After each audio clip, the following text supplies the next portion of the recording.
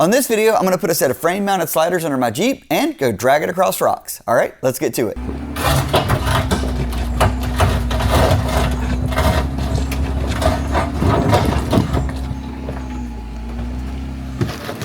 So let's talk sliders. And I first want to talk about something that's pretty important, and that is frame-mounted versus body-mounted. Now this is a 2020 Jeep Gladiator Rubicon, and as such comes with body-mounted sliders from the factory, and I love them. They have served this Jeep very well for many years. They're super high clearance, they're very durable. There's really not a lot of cons to them in that they work well. That being said, I knew when I was going to move up to these 42s, I needed to do something. Not only were these 42s going to make the Jeep that much harder to get in and out of, but there was going to be a bit of a clearance issue in the back, so I was going to have to chop down the slider again, which is something that I've already had to do in the front in the past. So I thought this was probably the right time.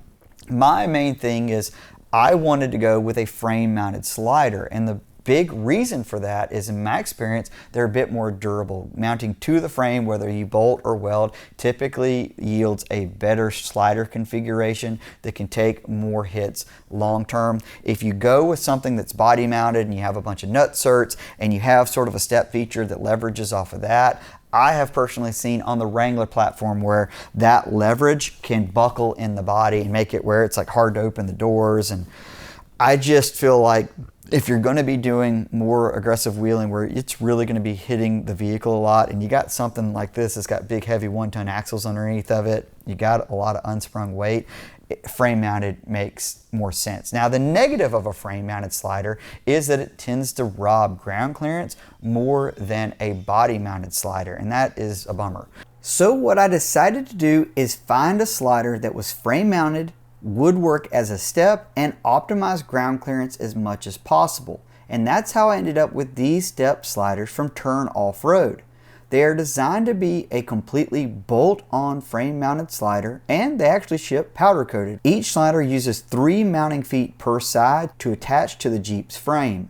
At the time I got these, Turn had not made installation instructions, but most everything was fairly straightforward except for one issue that I'll talk about in a minute. The first thing that I did was attach the mounting feet to the sliders. These are side specific. Then starting with the passenger side, I removed a front crossmember bolt and 2 gas tank skid plate bolts, which are used to secure the bottom side of the slider mounting bracket. Next, with the help of a friend, we got the slider in place and reinstalled the bottom hardware so we could mark the holes that needed to be drilled to make home for the self-tapping hardware. We ended up drilling starter holes and tapping most of the chassis bolts, as the hardware provided seemed to have a hard time cutting into the frame. Going off of instructions from a similar set of frame mounted sliders I found on Turn's website, I ended up torquing all of the self-tapping bolts to 15 foot-pounds. Where possible, Turn does take advantage of existing holes in the chassis, such as on the front leg of the passenger side with this nut plate, and by using a flag nut on the front side of the driver's side bracket. Speaking of the driver's side, this was a little bit more challenging, and the issue we ran into.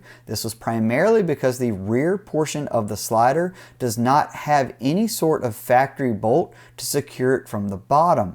I asked Turn Offroad about this, and they seemed to think that my Jeep should have had some sort of hardware there from the factory, but I'm not sure what purpose it would have had. Chime in the comments if yours has a bolt there, because mine clearly did not. Since there were only 2 self-tapping bolts securing the back leg in place, I decided to take my Jeep up to Low Range 4x4 here in Wilmington, North Carolina to have the brackets welded to the frame. I probably just needed to do the driver's rear leg, but I decided to have them all burnt in, as overkill in this circumstance I believe is a good thing.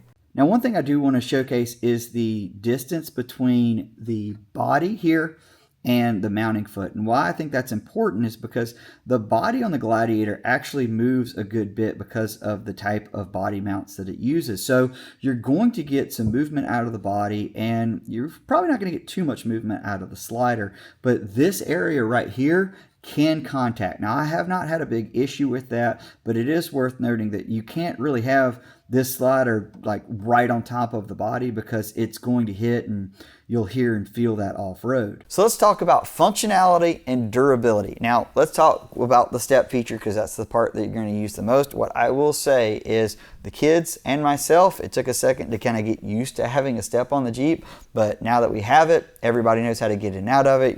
You're not sliding your butt on it. You got to be mindful that there is a step there. Okay. He is able to get back in! I know when I put the rooftop tent on, I'm going to be really happy that I've got something that I can walk to the back of, because it's a pretty long rooftop tent.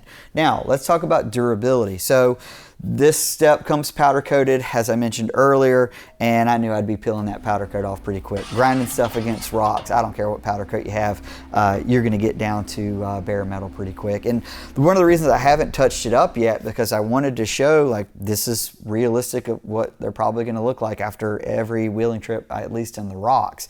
The tube on the outside, I definitely got into. I've got no dents, no issues there. This bottom portion where it kind of has this boat side here, I like it styling wise. I like it clearance wise, because it's actually above the frame. I still hit the frame a few times off-road, but there is one negative here that I'm not a huge fan of, and let me get into it. So these holes right here, obviously you can get debris and stuff like that to go in them, and they have relief holes on the very bottom of this plate, and that allows water and sand and stuff like that to kind of flow through it. Smart. You don't want stuff just sitting in your sliders.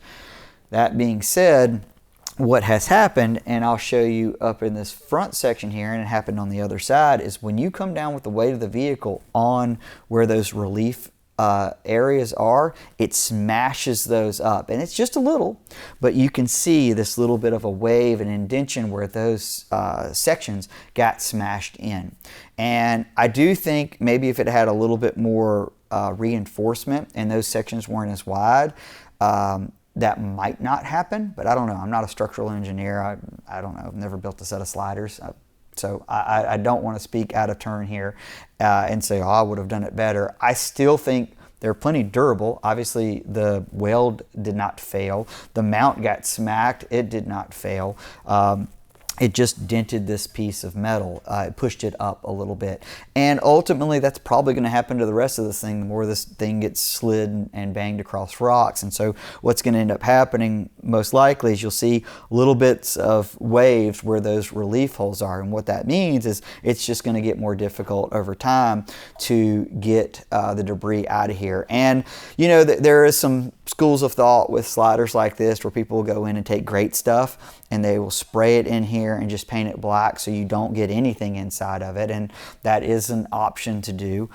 For right now, it's still flowing out pretty easy. I can put a nozzle in here and it's not that hard to clean out, but I do think it's worth mentioning, this isn't, I'll call it an unconventional design for a frame mounted slider. Most of the time you see a big piece of tubing, but your con of this sort of high clearance design is like the way they did the relief holes, like they're getting pressed in. So the weight of the vehicle coming down, the slider supporting it, but it is still denting those sections in. At the end of the day, I do feel like these step sliders have way more pros than they do cons. They work very well as a step. They have been able to handle the weight of the Jeep. I think they look fantastic, and I think ground clearance wise, they're on the more high clearance end when you're looking at other frame mounted sliders. On the con end, you definitely have those relief plates that are probably going to continue to get crushed. So cosmetically, I don't think that's going to look great. It's not going to bother me a ton, but it might bother you. I think when it comes to fitment under the vehicle, I think they fit pretty well, but I was a little bummed at the hardware, given that I did have to tap the holes. And I will say it not having a bolt for that rear mounting foot was a little bit of a shock, and it was one of the reasons that I had to go and take and get these things welded to get basically more comfort, so I felt like I didn't have to worry about that mounting foot being an issue. So to me, it wasn't a full bolt-on install, and that added up to a little bit extra cost for me to have them welded on. So just something to consider. At the end of the day, for sub $900 or sub $1,000, I would say for frame mounted slider, you're getting a good deal. I've got no affiliation with Turn Off-Road. They've been very nice in answering my questions. When I was going through this, there were no installation videos or instructions or anything, so I totally put like the mounting feet on wrong the first time and kind of stumbled my way through, but they were super cool. Oh, this is where this goes, this is where this goes. So I will say from that communication standpoint, really great, which is always a big deal. It is a USA company, so that's super rad.